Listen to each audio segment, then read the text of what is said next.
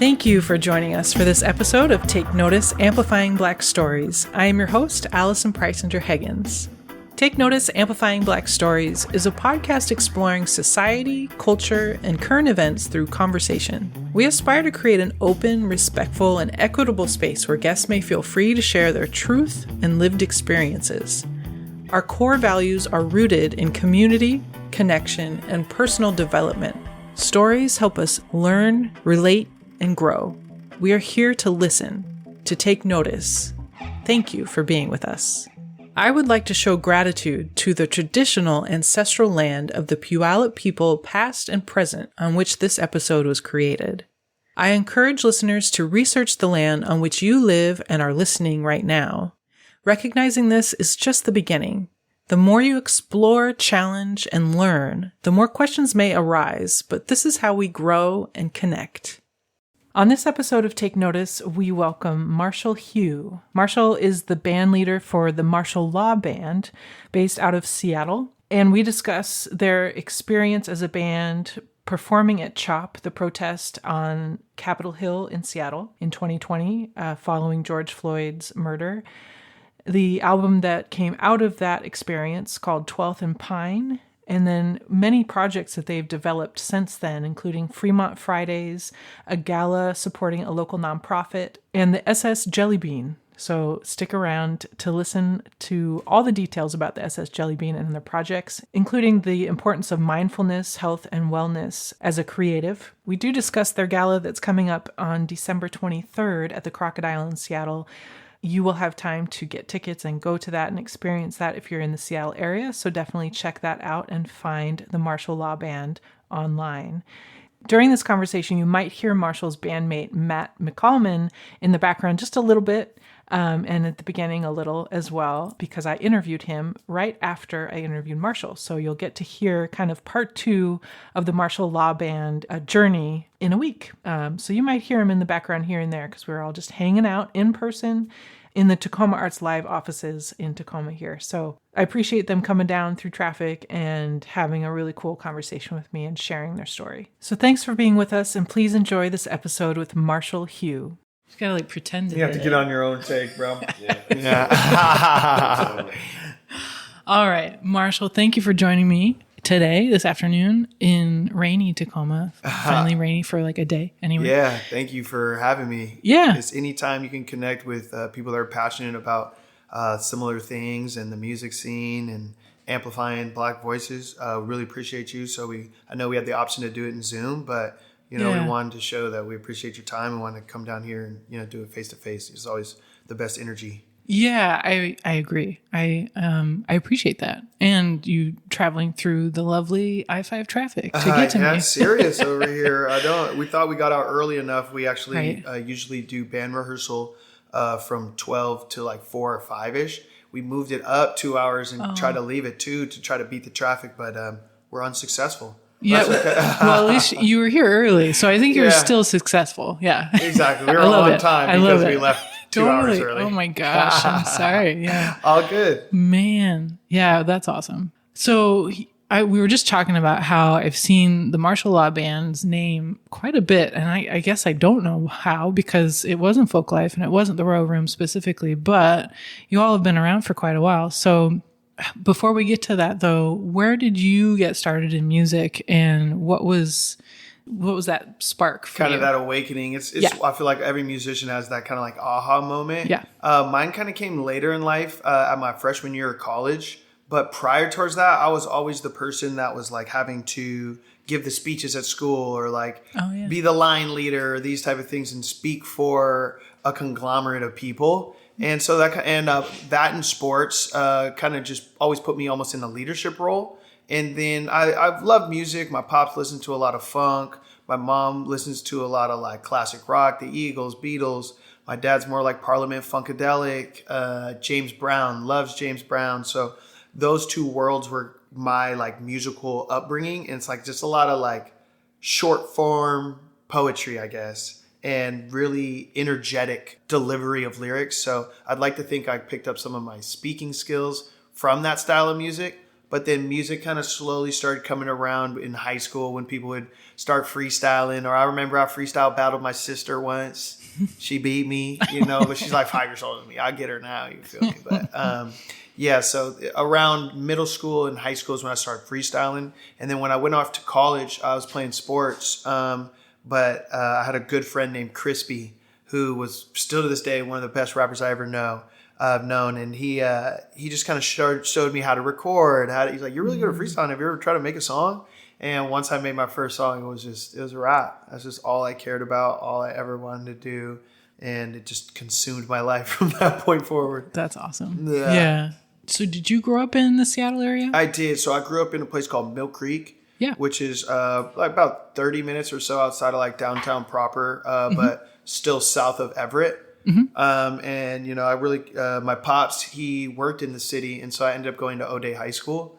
Oh, okay. And that was really my like first time just really immersing myself in the city. But I would have to take the bus, and so I'd get there early. I'd walk up that giant hill up onto First Hill, and that's when I fell in love with like Seattle. And now I've lived all over it. Yeah, that's a long bus ride. It is. It is. I'm thinking about it because, like, I grew up in this area too. So I'm like, Mill Creek to Seattle. Yeah, you got to take the 412, which is actually super clutch. If you can catch the 412, it'll take you right downtown, minimal stops. You'll get there in about 45 minutes. Man. But if you catch the 512, that's about a 2-hour commitment. Ooh, yeah, that sounds terrible. Some kids would come from like Bremerton and like take the ferry and stuff over. Oh, so wow, okay, because O'Day is a private school? It's a private all boys school. Oh yeah. And so okay, that's right. It's really great at sports, and I'm sure there's some other things that people highlight of it. But I personally was there kind of for sports, and I in turn found great camaraderie, and that was the first time I ever really studied the Bible, which. I'm not overly like one religion specific, but that was the first time I really sat down and read it critically. So I was gifted a lot from O'Day, not only getting to spend like extended amount of time in the city and fall in love and learning how to navigate and walk downtown and act like what's going on, or ride the E line and see some wild stuff. But it was also a chance to lay my foundation in a unique environment. So I'm very grateful for O'Day High School for sure. Yeah, that's awesome. What sports were you into in O'Day? So I was playing basketball and football. Okay. Yeah, nice. Mainly basketball at O'Day. And then my senior year, actually, my coach passed. And then I ended up going to my neighborhood school, Jackson High, which is where I coach basketball as well. Now, I know that was one of the things to talk about other entrants.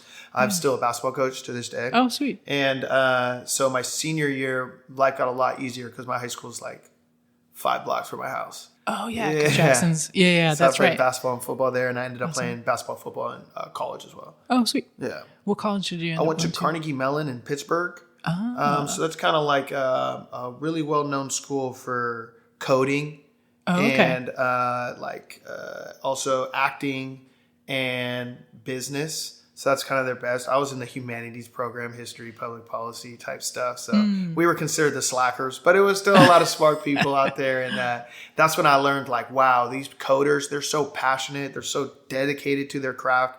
I'm clearly not anywhere near that dedicated to anything except for music. And that's what awoke in me to what it looks like to not only have a passion, but to work diligently like it's the last thing and the first thing that you want to and ever do. And I've actually been very blessed to have education experiences that weren't conventional or traditional, but I was still able to take something from them and wasn't like, even though I didn't finish college, I still am happy for the time that I spent there and the lessons that I did learn. And I feel like, a lot of people have been screwed over by the educational system here in America. I definitely feel like one of them as well, but I guess silver lining is like a theme in my life. So I choose to look at it a certain way, and I learned a lot at that school as well. Did you finish up there? Did you get... No, so I went 2 years, and then I came back, and I did like 1 year at one semester at Shoreline. And I was doing well in it, but again, like I was playing in concerts. My heart was just not in it. I hear you. One day, if my heart's like in it, I'm sure I'll buckle in, lock in and do it. But I'm just really bad at faking stuff I don't like doing. Oh, totally. I'm just one of the worst. Why should you? Yeah. Like, you really shouldn't. That's a good quality, I think. Good skill. Yeah. It took me a long time to get to college, and I only stuck to it and did it because it was music college. I went to Berkeley out in Boston. Oh, right on. I have some friends with it as well. Stuck to it because of that. Like, and I miss it because you're immersed in it that whole time. And now I have to not make myself, but it's just a different thing, you know? It's nice to have a schedule and a routine. And that's one of the toughest things in the music industry. It's very hard. You can work as much or as little as you want. You can take breaks or not take. And it just turns maybe not into the healthiest work environment. And that's something we've been trying to... Okay, we got a business meeting, 7:30 in the morning on Tuesday. We hit that, even though I did kind of come a little late to it this week. But most of the time I'm there early. And then we'll have rehearsals Tuesdays and Thursdays. And that way it's like, okay, the business is taken care of there. And then you give yourself time to create. And then you can go and live your life outside of that and whatever you need to do to keep this dream afloat. And it just adds a lot more structure to it. So that's something we're trying to improve on. But that's one of the hardest things as a musician. It's really hard. Yeah. And that mind shift of it's not just something you are being creative with all the time. You got to treat it like a business in order to get to the next step, depending on what your goals are, I suppose. But like, that's a mind shift that I don't think a lot of people can. It's a bear. Yeah. It's truly a bear. It's something that, like, in a perfect world, I wish I didn't have to do it. Yeah. You know what I mean? Of course, I would love to just like sit in whatever room was paid for me and create all day. But it's just not realistic yet. Maybe one day. That's something we're striving towards and being able to do. But you got to wear a billion different hats, you know. I'll run the social media. You know, we were just talking about tour and the logistics of planning. How did get over there? Matt, my drummer, who I think you're going to talk to as well, he does a lot of like the logistics of, okay, how do we move this 7-person traveling circus from point A to point B, and how can we get there on time and have the most impact? So there's just so many things. You got to be a travel agent. Got to be, you know, we have a manager. We have someone that helps us as well, Mira Craft. And you got to just have a team around you. Mm-hmm. Yeah, especially that many people in the band. That's a lot. Yes. To manage, and also I imagine make sure that you all are getting compensated how you need to be and all that. So, I mean, it's a constant battle, especially here in Seattle, I feel like, because like a lot of the great shows don't pay great, and a lot of the shows that pay great aren't great shows. Yeah, I can see that. Yes. So, you know, we've tried some unique ways of how to circumnavigate that by creating our own spaces like Fremont Fridays, like the Emerald City Gala, and working to have like equity in these specific brands so that the brands can eventually be the things that we're able to get paid off of, as opposed to looking for the venues that are hamstrung for their own reasons, that if you ask any of them, they'll say why the margins are so tight. Instead of, you know, being reliant on them, now we can come with a brand that's more of a partnership. And that's kind of one of the ways that we're trying to offset that. You know, another thing that we're doing is we're going to we were just talking about this at a band rehearsal, actually. We're going to, it's called a NACA conference. So it's like the National Association of Collegiate Activities or something of that nature, right? And so all the people that plan things on campus all across the world, they'll come to these conventions, and then from there they'll meet acts or meet programming that they can then go around and invest in to come and bring that program to their universities. Well, that's realistically, you got to nail about 5-10 of those to be able to go on a tour. But, you know, we're having to make the initial leap of faith to go there and do the conference and meet the people and go and do that mining, you know, ourselves and as a unit. So, it's definitely challenging. You know, people have been like, oh, should we just move to like Nashville or somewhere like LA where you can consistently do session work, or you can consistently do gig work and make it work. But we have such deep roots here in Seattle, and we are blessed to have a name and been able to navigate to at least a point where we can, you know, make it feasible a lot of the time, that we also like being here in Seattle. Yeah, I can imagine that would be a tough call. I bet though that that would be a good fit for the NACA stuff to like kind of supplement in for your tours. So I hope that goes well for you. That's what we're thinking too. That's why we're like, all right, we're going to go to Syracuse. It'd be a hit on campuses, I think. It'd be great. Yeah. So going back a little bit, I didn't ask you, who were you surrounded by in the Seattle area? You said your mom, your dad. My mom. I got two older sisters as well. Right. And they're just super. I have one sister that's 6 years older than me, one sister that's 5 years older than me, and they kind of laid the foundation of just you got to be locked in on whatever you're doing, especially academic wise, and they use higher learning to get to where they're at today. And now they're really locking in. One's an author and one is getting her doctorate, so they're starting to specialize. I kind of found what I liked and just specialized immediately, and that sent a huge shockwave and vibration through my family. I guess I was the black sheep in that sense, but at the same time they've always been supportive in their own ways. Sometimes that's roasting, sometimes that's telling you not to do it or wake up, but that's what I love. I feel very fortunate to have a family that at least is loving, nurturing, but also honest with me. And once I decided to come back from school, that's really when the journey began, because I had to move out and I had to get a job and I had to fend for myself while still chasing my dream. Had an internship at Cube 93. So in my eyes, I was like, I'm just going to meet 2 Chainz, rap for him on the spot. He's going to sign me. I'm going to blow up. This is going to be easy. And, years later, I ended up meeting all these guys and starting on a completely different journey, but one that was sculpted because of my willingness to sacrifice early on and be that committed to this life. I just kind of just said, hey, this is what I'm going to do. Just do it until wheels fall off. Yeah. About how long ago was that?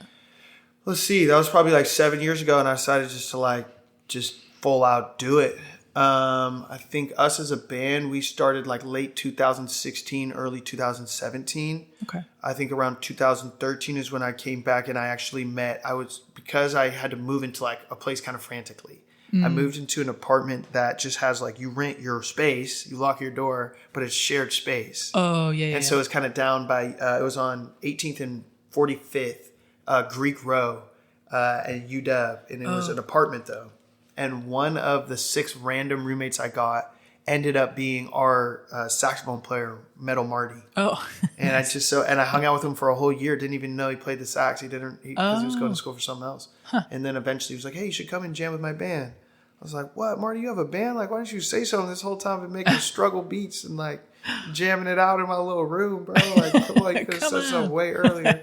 And I did. I went and hung out with them at this jam at Dante's, and it was all of the same band members except for the drummer. And so I kind of hired them to have to back me at the Vera Project. Actually, shout out your shirt. Oh, sweet. And my first show ever was the Vera Project. They gave me an 80-20 split. I brought all my friends. It went pretty well. I had the band backing, and that was kind of my first forte into event planning as well. And I just remember getting something like $1,400 or something, and just being so happy, so proud, and just splitting it up with the boys. And then eventually, I think it was 1 or 2 other gigs. The drummer didn't work out, and we found Matt, and Matt was the missing piece, because this guy was just as enthusiastic as I was towards the band, just as connected as I was in Seattle. And it was just we're both how have we never ran into each other? We're both 2 people that are social hinges, I guess, and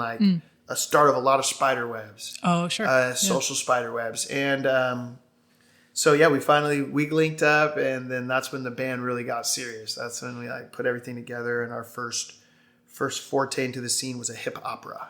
Oh, really? Yeah. And that was I actually, after the first time I played with it was Marshall Law Band or Marshall Hugh and the Lights or something like that. It wasn't even Marshall Law Band at the time. The show got called at Vera Project Marshall Law, and then that's when we decided to take that as our band name. But after 2 years after the first show, or a year and a half, I kind of went into hiatus.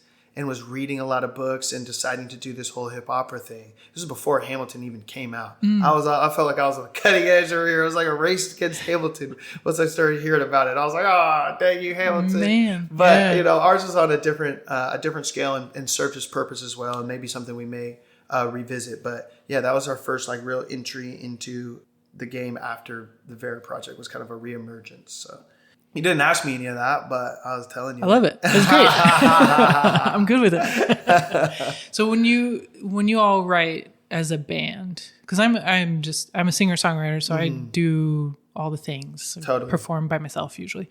So for you all, that sounds really simple and awesome. I know, right? Well, yes and no, because I got to do all the things too. So there's some give and take, right? It's a little bit stressful. So I'm working on it. I'm asking for help more. But anyway, creatively, do the songs, does the hip opera, did all that come from you, or is it more of a combination of you plus collaborating with the band during rehearsals, or? Yeah, so it comes. Collaboration comes in many forms with us. It can be us, like today, for example, Evan, our bass player, aka Big Pink, he, aka Big Skis, he just started playing something, and that was an idea, and then the rest of the squad started kind of molding around him and trying different things and communicating, and I'm just kind of sitting over there mumbling, got my notepad out, and I'm kind of just starting to come up with lyrics, and that kind of swirls into this beautiful chaos. And some of our favorite songs were made like that. Other times the songs come out of necessity, like when we were playing at the George Floyd protest, we had ran out of songs. And so a jam just came out and, someone walks by with a BLM sign, and that's the inspiration where we take, Black Lives Matter, and the lyrics start just coming from our actual experiences. So that was made out of necessity to continue to play, but also it was kind of this immediate osmosis of what was going on around the world around us. So there it comes in that form. And then it also comes in like, Mercy Lewis is our keys player. He also makes beats. Josh Richins, aka Jabber, aka Shred God. Got a lot of names for these people. He makes beats as well. So they'll might send me a beat that's like, hey, because I spend some time in LA. And so when I do that and we build a structure around like, hey, Marshall's gonna be gone for 18 days. Let's load him up with beats so that he's busy and writing.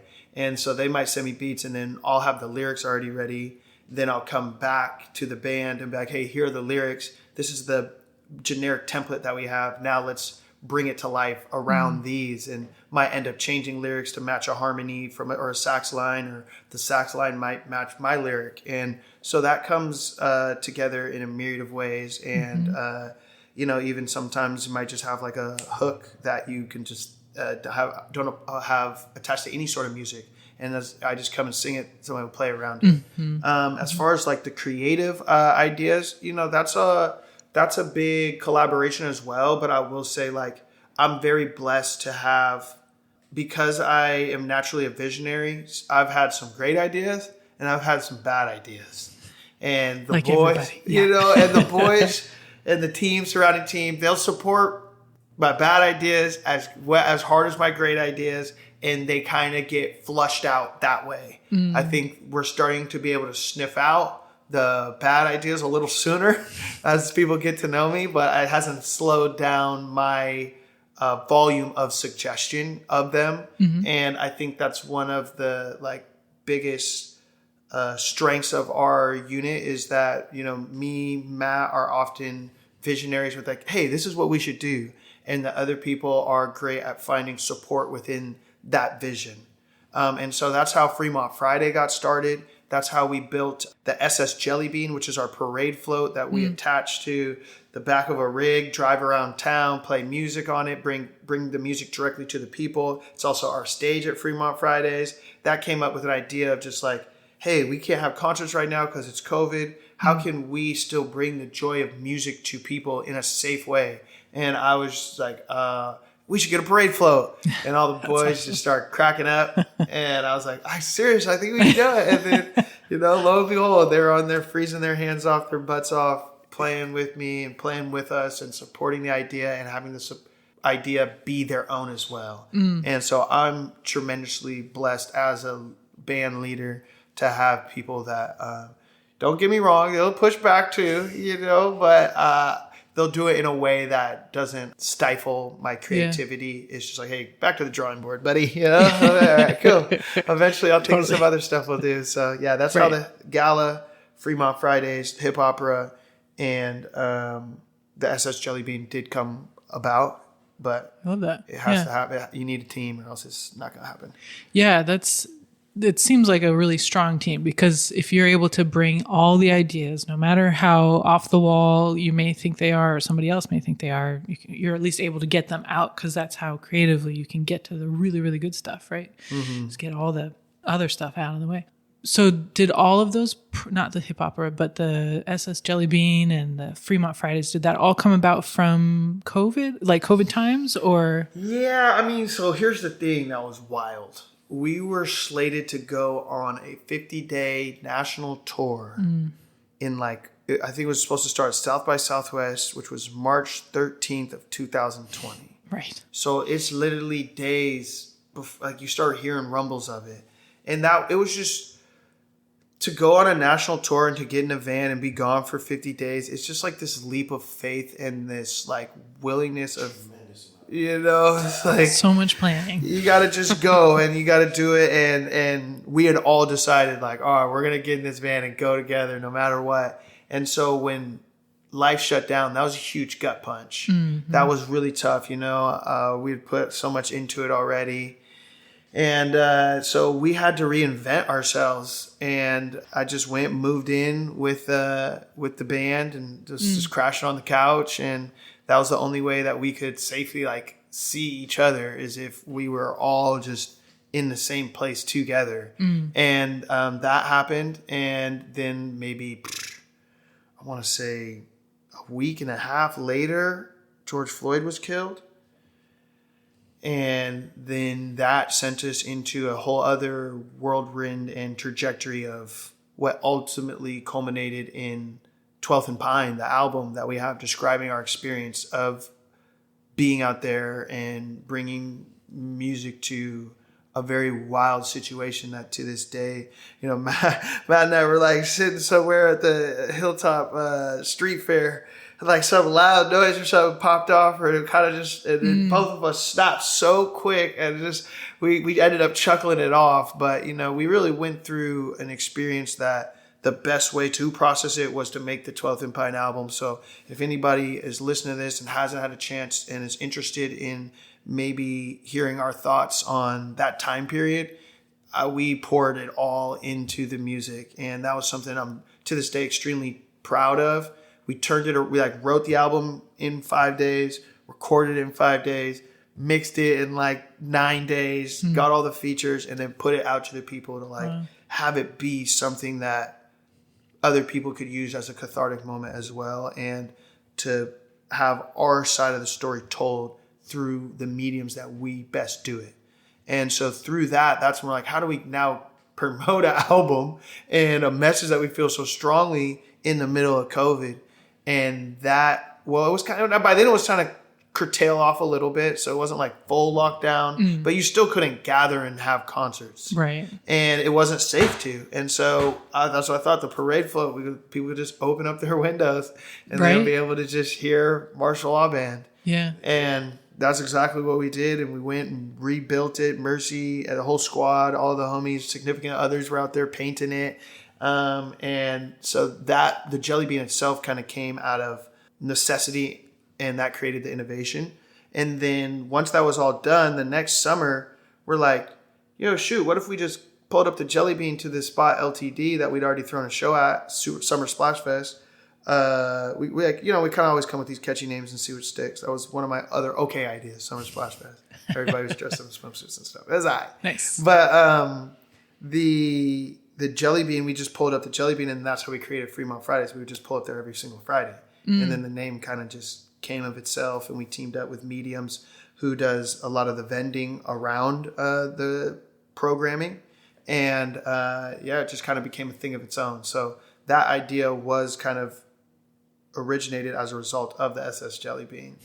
So they all kind of blow up off each other. I don't know where the Gala. I don't know where the Gala came from. That came from just wanting to do something fancy. Yeah, we every year, a family I know, Butter Brown and his mom Onika, they formed this nonprofit called Cozy Connections. Mm-hmm. So every year their Christmas tradition was to go down on Christmas Day to the Pioneer Square Park. Mm-hmm. So you go down to Pioneer Square and you just hand out all the donations that you got throughout the month. Mm-hmm. And it started with them just doing it out of Onika's car. And it was growing. And about 7 years ago, I went out on my first day of Christmas. And I was like, wow, this is like a whole new Christmas tradition that adds a different meaning to Christmas. And you get to go and interact with the people who need it the most and also are often forgotten on this day where everybody's around their family and whatnot. And so then I thought, like, how can we bring more impact with what we have going on to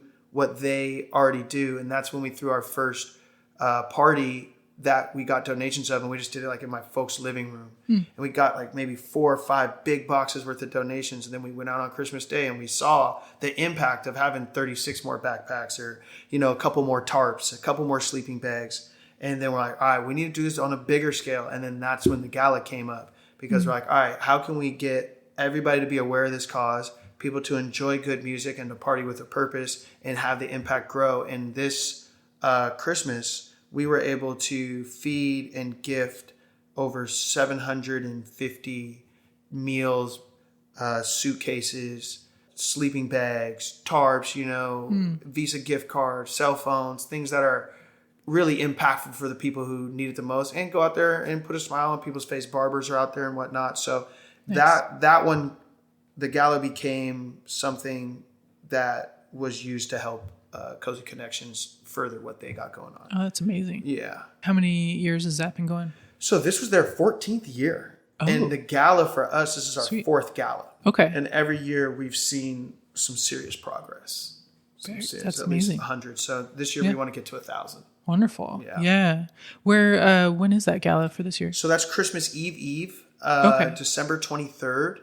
And it's at the Crocodile. And so we take over the main stage. And then the lower stages, we team up with this hip hop like event series called The Runoff. And then they'll, bring the hip hop element to Madame Lou's. So Crocodile main stage, Madame Lou's. And then we really do it for the artists too. We really try to treat the artists. So we'll do like an artist mixer prior where we'll take pictures of everybody and all their fly outfits. And usually Jackson's Catfish Corner and Dick's Cheeseburgers will come in and kind of cater it for everybody. And then up in it's called the Hereafter, I believe, is what the hotel or whatever it's called. So we'll do a mixer there, and then we'll rent out the rooms, and then people can stay there as well. So it's kind of just like a one-stop shop, one night only, 2-stage festival with a lot going on, red carpet, but right at the door is the donation. We got a U-Haul out there, and we usually fill up a U-Haul worth of stuff and get a lot of donations prior to Cozy Connections. So that's amazing. Yeah, it's dope. It's awesome. What's my favorite thing to do, especially to go out on Christmas and to like give it to the people. It's like I've seen the homie come to my party to go have a good time, and he dropped off that suitcase, and then you see the type of smile it puts on somebody's face. It's like, okay, this is how you leverage your art to actually make an impact. And the fact that we're actively doing that, it means a lot. And that's the reason I do what I do. And I've always had that vision, even from the start of when I left school. I wanted to use my music to start a grassroots movement that changes the world. And that does that in my corner and in my region. Now it's about learning how to duplicate that and bring that, internationally and do it for the rest of my life. And that's my goal, you know what I mean? But you got to walk in faith and just hope it occurs. And if it doesn't, it's not like it is a failure, because we've done things like the Gala that have touched, many people already, and I'm very proud of. Yeah, exactly. It seems like it's already a thing. It's already happening. So you can already take that success and just, if it gets bigger, that's awesome. Because even just I think I was talking about that kind of thing with somebody recently, where they're like, can one person really change the world? And it really just depends on how you view what is the world. Is it your world? Is it the entire world? If everybody does the things that you're doing, Yeah. So it seems like you're already making an amazing impact, which is awesome. Yeah, I call it my sphere of influence, or my bubble, as far as my bubble can push, as long as those people that are impacted by it, or, we go overlap, hopefully they're taking something positive from it. And as long as that's happening at a high rate, then I feel like, doing my part to change the world for sure. Mm-hmm. Absolutely. Did you sparked a memory, I think, for me, and I think that, did I see something about your all's band during the protests for? Oh, yeah, probably did. Yeah. Yeah. I mean, we like, let's see, probably like whether you follow The Stranger, I think they did some stuff. Mm-hmm. I mean, we were there we were there for 7 straight days playing. So, okay. I think that's we were in the mix of a lot of stuff. Yeah. You might have seen us even in the background or, somebody's video passing by. That one was, a lot of people kind of know us. It's funny because there's so many people that are starting to get to know us from whether Fremont Fridays, the Gala, or just our music. And outside of that, they are starting to outweigh the people that know us from Chop and all those situations. Oh, sure. And so then when you meet somebody who knows you from the protest or was out on the streets with you and got tear gas with you, that type of stuff, it's just the most unique bond. It is the most unique, like only those people would understand, it's just very, very, sometimes you pinch yourself like, wow, I really got some people that I know are, push came to shove, they're trying to change this whole thing. They're willing to go to whatever, So I really, there's a lot of people that we get to hug it out and kind of laugh it off, cry it out together. Yeah, it's a unique experience. I personally wasn't down there. Because when COVID hit, we ended up moving up to Arlington with my parents, so we were pretty like an hour away. Totally. But I remember being very, very vigilant about trying to keep up with it because it's like this is happening in my where I just was living and what's totally. So you all were down, just describe a little bit about that. Basically, kind of same thing as you. We're sitting there after the first 2-3 days of the protest. That's when it was just like everybody was out. Things are burning. There's just a huge swell of emotions and energies. So I went out there to one of those days and like I came home so drained, voice just ripped. I'm like, okay, that's not sustainable for me personally. Then I was watching it, trying to keep up at least through like live streams and that type of stuff so that I could see maybe send Venmo this place or whatever. And I'm watching the Converge live stream with Omari, but this isn't even Converge at the time. This is Omari's personal. That's right. Omari Salisbury, his personal Facebook. I'm watching it. There's 8,000 different people on this man's personal Instagram or Facebook page, and I'm one of them. And he's getting like tear gas for like the 3rd night, and he literally put out like a specific call for leaders. He's like, leaders, like this is your time, like this is chaos out here. We have no organization. Like if you're a leader seeing this, there's a vacuum and we need you here. And that felt like such like a personal, like I felt like gripped through my phone, almost like yanked through it.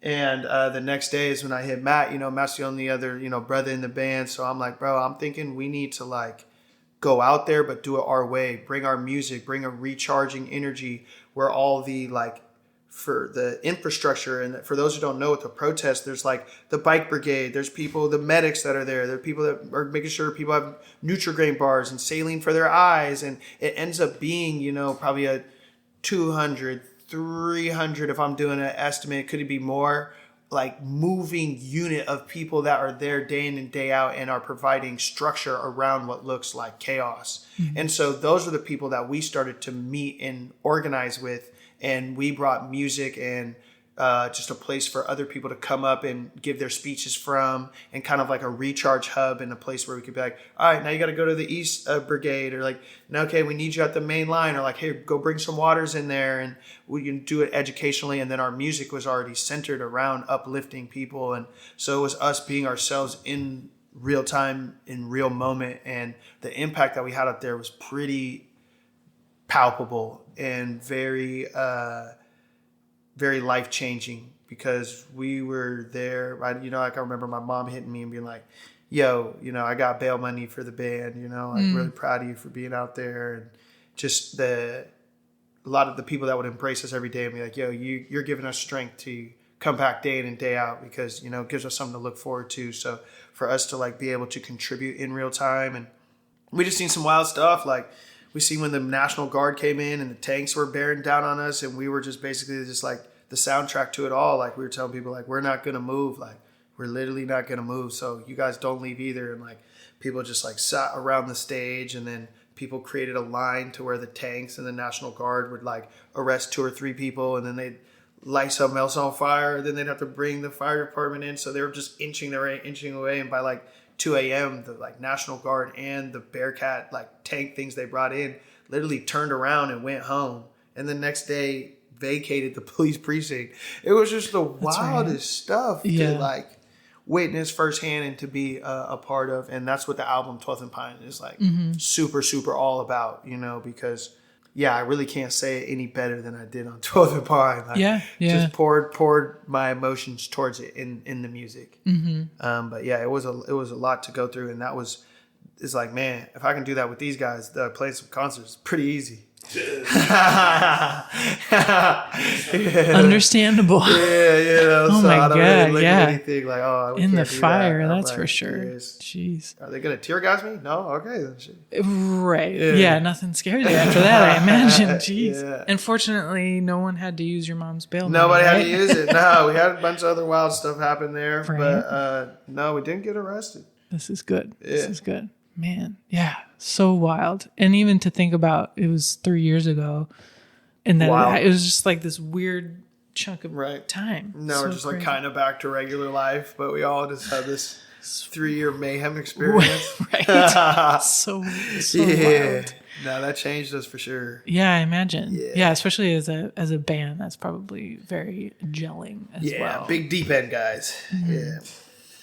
So you mentioned that you try to look at the silver lining in all the things that, like, education-wise, you went through and things like that. Can you describe a little bit of that? And that's a very broad question. I think one of the most impactful quotes that has always stuck with me in my life is like, the person who thinks they can and the person who thinks they can't are both right. And I've just seen so many instances in my own life to where when I really just allowed myself to go through the crucial or the grueling process that it took to accomplish something that I had at the end of my vision, at the very least, it sent me on another path that was worth going on that path. So all the ups, all the downs, all the pain, and all the sacrifices that come with an artist's life have also led to some of the most intrinsic, nature-filled experiences that money couldn't buy. And that, to me, is what life is about living, are those moments. And it's because I was willing to say, all right, I'm dropping out of school, I'm doing music. All right, I don't have a house, I gotta go coach the little kickers and be an intern at Q93. Like, it is what it is. Like, all right, now I'm moving in on the band's couch. Like, all right, things ain't looking good out here, I'm gonna go try to rally people on the streets and get my people to be supportive of this important cause that I feel very deeply about. Like, I can't have concerts. Time to make the Jellybean, you know? So when I stay in that mindset, things work out for me and work out for people around me. And I also just feel better. I think also a lot of things, like the alternative for me to not have a silver lining mentality is I can kind of spiral into like being very negative. Like I said, I'm kind of a deep end extreme. So I either got to be extremely positive or I'll probably be extremely negative. And, you know, I've been working on healthy coping mechanisms to be able to balance those highs and lows and stay more even keel.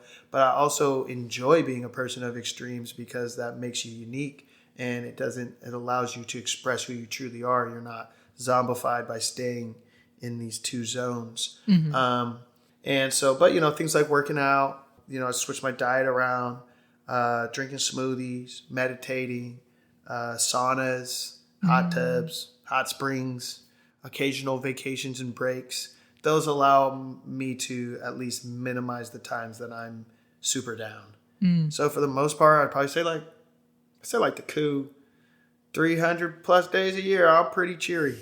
You know, this is good. I'm seeing it. I'm seeing it how I want to see it, about 300 plus days a year. That's good. So yeah. I also feel lucky for that too, because I also know that a lot of that is genetics. You know what I mean? As far as the being able to have a positive mentality, I'd say that, you know, because some people, it's like the enormity of the world is so encompassing that it's hard to be like cheery. Yeah.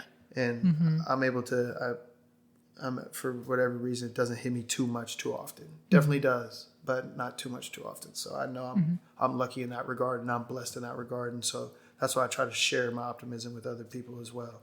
So at least steps that help me, and maybe someone else can take it. Mm-hmm. You know? Yeah, absolutely. Yeah, that's important to be able to be self-aware of what you need to be able to maintain, because a lot of times creative people or ambitious people, entrepreneurs are like, breaks, what are those? Yeah. I don't need that. I'm superhuman. So, yeah. But you do, because you'll burn out. I've crashed a couple of times. Yeah. I was like, oh no, I'm going to need a break. Yeah. Yeah. Do not disturb has been a huge friend for me. And sleeping. Yeah. That's the biggest thing. Yeah. I'm hitting it like usually 9 o'clock. It's a wrap for me. In the nighttime. If I don't have a gig or something, like, totally. I'll see the call log. I'll go right to do not disturb. And, I'll wake up. I'll make sure I get like 8 hours. Mm-hmm. And that's just my time.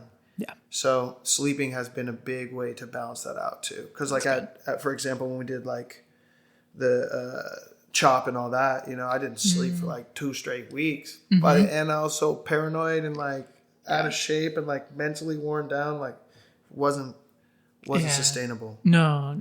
Yeah, definitely not. Yeah, it's wild how much sleep helps, and you get used to not when you're younger, like when you're going in high school, maybe a little bit in college, you're just doing whatever because you are a little bit superhuman in a way, and then it doesn't work so well after a while. You're like, I guess I gotta shift. Yeah, sleep. Yeah, gotta happen. It's important. Yeah. In regards to racism or equality, things like that, looking forward, what would you suggest from your point of view?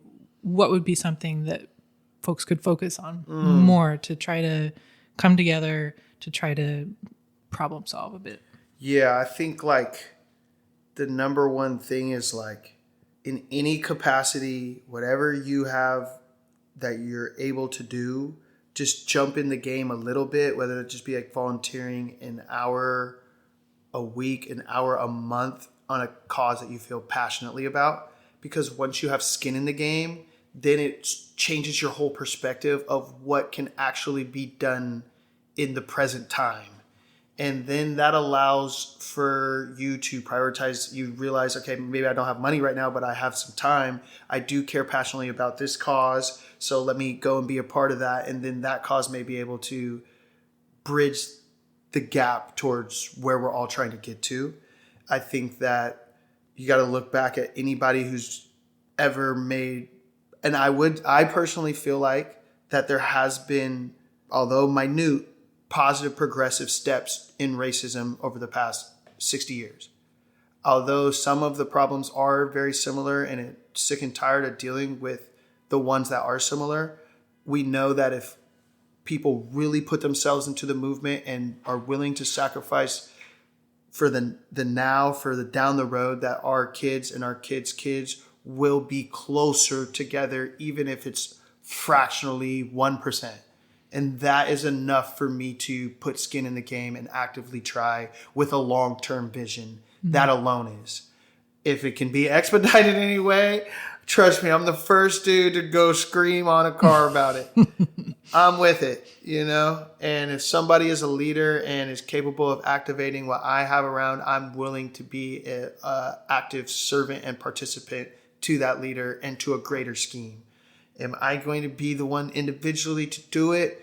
Who knows? I have to prepare myself mentally and physically to being able to answer that call if that call is so called upon me or anyone else around me. But I'm just as prepared to support any individual or any conglomerate of people that can tie these things together to hopefully bring us. That's the ultimate goal, right? Is to end racism and to bring people together as one. So anyone who has that type of vision, those are the type of people that I choose to like really support and be a part of. And that a lot of that is also because of my background. My mom's white, my dad's black. I've seen a household in a union produce children that are productive members of society and aren't hampered by racism to the same level of those that aren't part of a mixed family.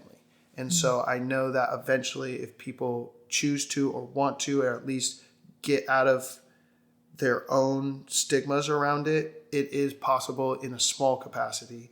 And we can work towards it together, and eventually we'll be, not everybody has to be mixed, you feel me? But we can all be one people. And it might end up with a lot of people being mixed, to be honest. And it looks that way, and I'm pumped about it, excited about it. Right. But that's not a necessity, I feel like.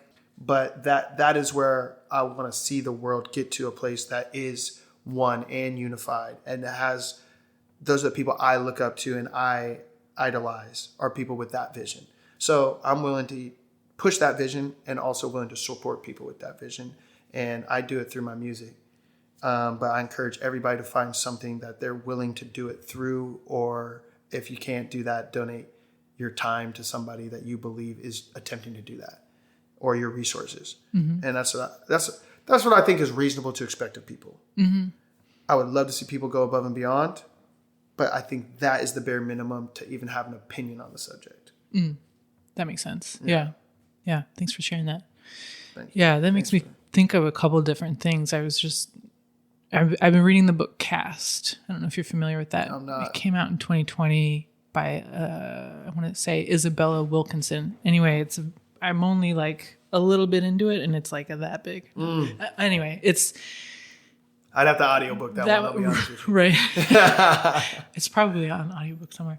That one and Stamped from the Beginning by Dr. Kendi both point out the fact that race is, I can't think of the word, but is made up, basically. It's like human construct. Yeah. From like not even that long ago. So reading and being aware of those types of, actually reading things that say that and be like, oh, right. Yeah. All Doing this stuff that I've been, exactly. Yeah.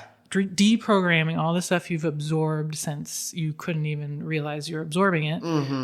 Yeah. What are you most excited for coming up? I would say, well, I know that this is going to air in, late December, correct? Yeah. So at this time, I would have already rocked my last Fremont Friday, which I'm pumped about. It's the finale. We have all our friends on it, and it's just a culmination of like 12 straight weeks of Friday. Me and the band, we're there from noon to 2 a.m. setting really? up, running it. Yeah, we're doing it all, you know? Yeah. So it's going to feel like Atlas shrugging the world off our shoulders to not have to be there every single Friday. It's just a lot of work. Totally. So I'm going to enjoy that. I'll be somewhere dancing. Yes. Then we're going to play the Sounders game. They're playing the Timbers. I'm going to head to LA for a bit. And then we're going to do an East Coast tour with the NACA conferences. Yeah, then we're going to do a West Coast tour with the NACA conferences. Then by the time you're hearing this, we probably just rocked the Emerald City Gala and fed over 1,000 people down at Pioneer Square. And then it'll be January 1st. So I don't know. I think we should go to Hawaii. I think we should go to Hawaii and play some music with our Hawaiian friends. So that's what I'm most excited for, going to Hawaii. Amazing. That sounds like very exciting things. Yeah, it's gonna be awesome. I'm a cruise. Very cool. Well, yeah, I'm going to have to go check out one of the Fremont Fridays. Yeah. Make my way up there. Yeah. What are you doing tomorrow? Gosh, it's tomorrow Friday? Yes. It's the last one. This is the last one. Tomorrow's the last one. Tomorrow's the last one. Okay. All right. You have to figure that out. I'll be up that way, actually. And we're playing. Okay. Yeah. All right. I think we're on like 9 to 9:30 or something like that, or 9:30 to 10. Because sometimes you program other folks to play and you guys aren't. Yeah, we playing. only play the first one and the last one. Oh, okay. So okay. that's another thing. Like, we're trying to be one of the Seattle people who are able to do things not in Seattle that still create platforms for people in Seattle to pursue their crafts. And the Gala and Fremont Fridays are our contributions to the region as well in that regard. And that's been very important for us to, as we ascend the ladder, to keep the ladder there so that people aren't, like, oh, well, how did they get out of there? That's not obtainable for me. It's like, no, we started this thing Fremont Friday that you played. What's stopping you from going and finding a parking lot and building a parade float? Yeah. Not a lot, dog. Yeah. You know what I mean? Not a lot. Love that. If you That's do awesome. it in Fremont, we can team up together. Yeah. That's awesome. Wonderful. Well, thank you so much. Did we miss anything? Is there anything else that you want to? We covered a lot of ground. We did. I appreciate came out it. the portal. I love it. Yeah, thank you so much for just creating a space for us to do this. Really happy we did it in person, and Me it was too. worth the traffic. Good. I'm glad. Yeah. Thank you so much for doing this and for hanging out. And I appreciate it. Check us out, y'all. Marshall Hugh Band. Thank you for joining us for Take Notice, Amplifying Black Stories. If you enjoyed this episode, please be sure to share it with someone you know. Connect with us on social media. We would love to hear from you. We are at Take Notice Podcast. You can also find us at takenoticepodcast.org. Reviews help us reach more listeners, so please rate and review on your favorite podcast app. Take Notice, Amplifying Black Stories is produced, hosted, and edited by Allison Preisinger Higgins. Music by Version Big 5 featuring Darius Higgins. Thank you for being with us, and thank you for taking notice.